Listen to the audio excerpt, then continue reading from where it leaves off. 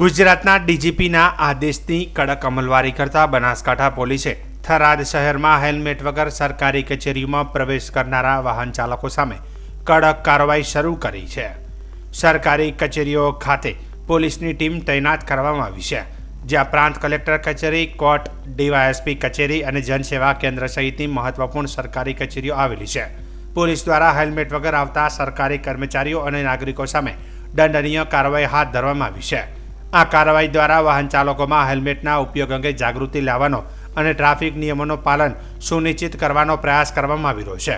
આ પગલું વાહન ચાલકોની સુરક્ષા માટે લેવામાં આવ્યું છે અને તેની સખત અમલવારી કરવામાં આવી રહી છે।